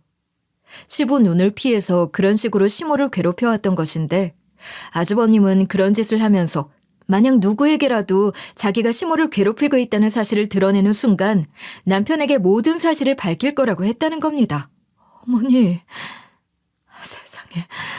그러니까 대체 몇 년 동안을 그런 짓을 당하신 거예요. 어떻게 그렇게 참고만 사셨어요? 진작 말씀을 하셨어야죠. 안 돼, 절대로. 절대로 알게 하고 싶지 않아. 혜미야, 지금 이 일은 너와 나 둘만 알고 있자. 부탁이다. 말도 안 돼요, 어머니. 그 사람도 알아야죠. 어머님이 낳아주신 분이라는 걸 그 사람도 알아야 해요. 그것 때문에 지금까지 어머니가 얼마나 힘들게 사셨는지도 그 사람이 알아야죠. 안 된다. 그 아이는 내가 자기를 낳은 생모란 걸 안다고 해서 날 다르게 생각하지 않을 거야. 날 받아줄 거라는 기대 같은 건 애초에 없어. 그게 문제가 아니라 자기가 혼외자라는 사실에 절망하고 상처를 받을 거야. 그리고 날 더 미워하겠지. 어머니, 그렇기 때문에 그 사람도 알아야 해요. 어머님이 그 사람에게 상처를 주지 않기 위해서 지금껏 그 사람들에게 어떤 괴롭힘을 당하면서 그걸 감수하고 계셨던 건지 알려야죠. 그럼 그 사람도 아니야. 그러지 마라, 에미야. 안 돼. 난 내가 이러다 죽는 한이 있어도 그 아이에게만은 이 모든 사실을 비밀로 하고 싶어. 그냥 평생 날 미워하는 게 낫지. 그 아이가 힘들어하는 걸 볼 자신이 없다. 그럼 어쩌시려고요? 계속 이렇게 당하고 사실 거라는 말씀이세요?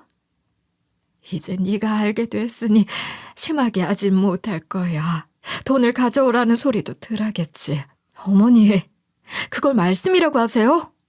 제가 알게 됐다고 한들 그 사람에게 계속 비밀로 하신다면 폭로하겠다는 압박을 똑같이 할 거예요. 그러니까 아까 제게 전화를 하셨던 것도 그 사람들이 제게 돈 얘기하라고 윽박질러서 전화하셨던 거죠. 그렇죠? 그러니 어머님은 제게 그런 식으로 도움을 청하려고 하셨던 거 아니시냐고요. 어떻게든 참아보려고 했는데 안사돈까지 합세해서 물리적 힘을 행사하는 수위도 세지고 인격적으로 감당하기가 너무 힘이 들었어. 그런 상황에서 너한테 전화를 하라고 난리를 치니 그렇게라도 내 상황을 알리고 싶었던 거야. 그렇지만 그 아이한테는 안 된다. 시몬은 상황이 그 지경임에도 남편에게는 죽어도 말할 수 없다며 강경하게 버티시는 거예요. 남편이 시모를 더 원망하고 미워하게 되는 게 두렵고 또 무엇보다 남편에게 상처를 주고 싶지 않다는 시모의 마음을 이해하겠으나 저는 그렇게 두고 볼 수는 없었어요. 당장 시모를 그 사람들이 있는 그 집으로 들어가시게 할 수가 없어 모시고 서울로 올라왔는데 저희 집으로는 가실 수 없다고 하셔서 근처에 숙소를 잡아드렸죠. 그리고는 남편에게 모든 사실을 말했습니다.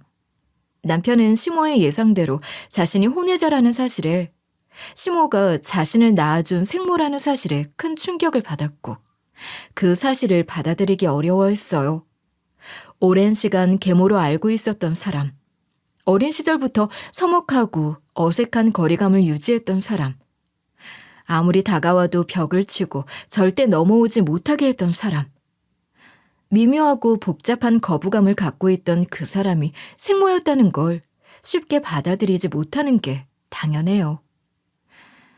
남편은 시모의 다정함을 가식이라 느꼈고 마치 거짓된 사랑을 억지로 증명하려는 듯한 태도를 오히려 더 불편해했던 것인데 그래서 시모에게 더 거리를 두고 정을 주지 않았고 늘 남처럼 대했던 것인데 그런 사람이 생모였다는 걸 알게 됐으니 남편의 그 심정은 저조차도 감히 알 것 같다고 말하는 것도 조심스럽더라고요.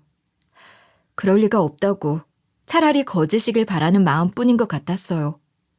평생 믿어온 것이 뒤집어진다는 건 너무나도 가혹한 일이잖아요. 그것만으로도 벅찰 텐데 그 진실을 남편보다 먼저 알고 있었으면서도 비밀로 한 형과 형수, 그 사람들은 가족을 지키기 위해서 비밀을 지킨 게 아니죠. 오히려 그걸 미끼로 시모를 압박하고 끊임없이 괴롭혀오고 있었어요. 그리고 그 사람들이 요구하는 입막음의 대가는 점점 더 가혹해지고 있었던 겁니다. 그 사실들로 인한 분노 또한 얼마나 엄청났을까요? 왜 진작 말하지 않았던 거냐고, 그렇게 당하면서도 왜 아무 말도 안 한 거냐고. 남편은 저를 향해 시모에게 하고픈 말을 쏟아내며 결국 눈물을 쏟고 말았습니다. 저는 시모를 변호하는 말들을 하는 대신 남편을 가만히 안아줬어요. 남편 또한 대답을 듣기 위해 쏟아내는 말이 아니었으니까요. 남편도 이미 그 답을 알고 있었을 거예요. 시모가 왜 그랬는지 말이에요. 남편은 한바탕 감정을 분출해내고 나서야 시모가 선택한 침묵의 의미를 이해하고 받아들이기 시작하는 것 같았어요. 남편의 삶과 감정을 뒤흔들지 않으려고 시모 혼자 오롯이 감당하고 짊어지고 온 그 가늠하기 힘든 고통을 남편도 어렴풋이 짐작할 수 있었을 겁니다. 그리고 자신이 시모를 대했던 태도를 돌아봤을 거예요. 그렇게 남편은 서서히 시모를 받아들이기 시작한 것 같아요. 그리고 남편이 직접 가서 시모를 저희 집으로 모시고 왔어요. 따뜻한 말 한마디 하지 않았지만 시모도 남편이 하고 싶은 말을 다 아셨을 거라고 생각해요. 그러니 절대로 못 온다 하셨던 시모도 남편과 함께 저희 집으로 오셨을 거예요. 시모를 받아들이는 것과 별개로 형에게 분개한 남편은 그 사람들을 법으로 처단할 결심을 했습니다. 제 남편 직업이 뭐였는지 기억하고 계시죠? 제 남편 변호사잖아요. 남편은 아주버님과 형님을 상대로 존속 폭행 및 상해죄, 존속 유기 학대죄, 노인복지법 위반 등으로 걸 수 있는 것들은 다 넣어서 고소를 진행했어요.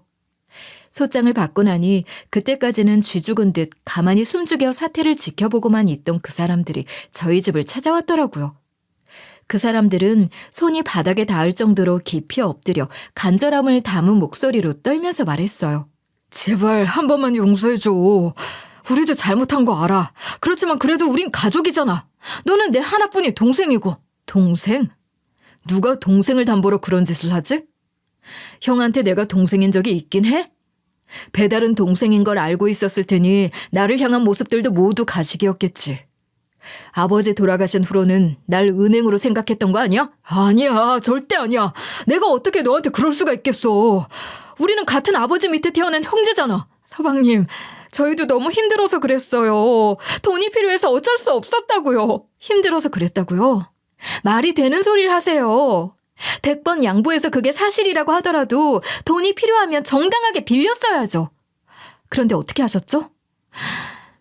저는 입에 담고 싶지도 않네요. 그러니까 그게 동서, 우리가 잘못했어. 정말 반성하고 있어. 그치만 이 일로 우리가 감옥까지 가야겠어? 정말 그렇게 만들 건 아니지? 어머니, 죄송해요. 제발 한 번만 용서해 주세요. 어머님한테 어떻게 용서해달라는 말을 해요? 정말 뻔뻔하네요. 저희는 더 들을 말이 없어요. 이미 소장은 접수됐고 소송은 시작된 거야. 법이 알아서 판단해 줄 거라고 생각해. 내가 할 말은 그뿐이야. 그러지 말고 한 번만 다시 생각해줘. 가족끼리 무슨 법을... 가족? 네가 나와 내 어머니에게 한 짓은 가족끼리 할 수 있는 짓이었니? 형이라고 부르고 싶지도 않아. 2번 다시 내 앞에서 가족이라는 말 꺼내지 않는 게 좋을 거야. 남편이 그렇게 무섭게 화를 내는 걸 처음 본 것 같아요. 감정 기복이 그리 큰 사람이 아닌데 저도 무서울 정도로 화를 내더라고요. 그 모습에 아주버님과 형님의 얼굴도 완전히 무너지고 말았어요.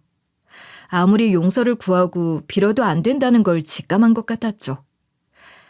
저의 마음이 너무나도 확고하다는 걸 깨닫더니 바로 돌변에서는 시모가 과거 시부와 부적절한 관계로 자기 엄마의 죽음을 앞당겼다며 거세게 비난하며 제 남편까지 자극했지만 제 남편은 오히려 시모를 변호하며 아주버님과 형님을 더 세게 비난하며 내쫓아버렸어요. 남편이 처음으로 시모의 편에서 시모의 입장을 이해하는 듯이 말한 거였거든요. 물론 시모에게 직접적으로 한 말은 아니지만 아주버님과 형님에게 하는 말들로 남편은 시모에게 하고 싶었던 말을 한 것이기도 했을 거예요. 시모도 물론 남편의 그런 마음을 알아들었을 것이고 말이에요. 아주버님과 형님은 실형은 면했지만 꽤 높은 수준의 벌금을 받게 됐어요. 그건 낼 돈도 없다는 그 사람들에게 시모는 살던 집을 처분해 그 사람들의 몫만큼 떼어주는 것으로 무언의 매듭을 지은 것 같아요. 시부의 유일한 유산인 그 집을 처분해서 아주버님과 남편 몫을 분배하고 시모 본인 몫으로는 작은 집을 하나 구하겠다고 하셨거든요. 사실 전 시모에게 그냥 그렇게 저희 집에서 같이 사시자고 했어요. 남편은 적극적으로 나서진 않았지만 싫다는 소리를 안 하는 것만으로도 충분한 긍정의 표시가 됐죠. 그런데도 시모는 그러고 싶지 않다고 하시더라고요. 어차피 아주버님이나 형님이 있는 고향에서는 더 이상 살고 싶지 않으셨지만 저희 집에 들어오시는 건 불편하셨던 것 같아요. 대신 그럼 서울에 저희 집 가까운 곳에 집을 구하시라고 해서 저희 집 근처에 아담한 거처를 구하셨답니다. 시모도 남편을 자주 보고 싶은 마음은 당연히 있으셨던 거죠. 같이 사는 건 아니지만 그렇게 가까이 살며 자주 오가면서 모자 관계 회복도 하고 또 제 아이도 자주 봐주면 좋잖아요. 그렇게 시모와 가깝게 지내면서 더 들어보니 시모는 원래 시부의 첫사랑이셨더라고요. 집안의 반대로 결혼까지 이어지진 못했지만 서로를 잊지 못해 부적절한 관계까지 갖게 된 것이나 시모는 자신의 잘못을 평생 후회하며 사셨어요. 자기가 낳은 아들에게 따가운 냉대를 받는 것도 그 벌이라 생각하며 사셨던 거예요. 남편은 시모를 완전히 받아들인 건 아니지만 마음을 많이 열었고 앞으로 더 좋아질 거라고 믿어요. 저는 지금처럼 중간 역할 잘하며 시모와 남편 또 제 아이와 함께 행복한 가정을 꾸리고 싶답니다. 여러분, 오늘 제가 해드린 제 이야기 또 제 남편과 저희 시모, 저희 시댁의 이야기를 어떻게 들으셨나요? 어떤 부분에 공감하며 들어주셨는지 궁금하기도 하고 또 제가 잘하고 있는 건지 확인받고 싶기도 해요. 저는 지금껏 제가 하는 일에 대체로 확신을 가졌던 것 같거든요. 제가 옳다고 믿는 일을 했고 그 경우 그다지 고민을 할 것도 없었어요.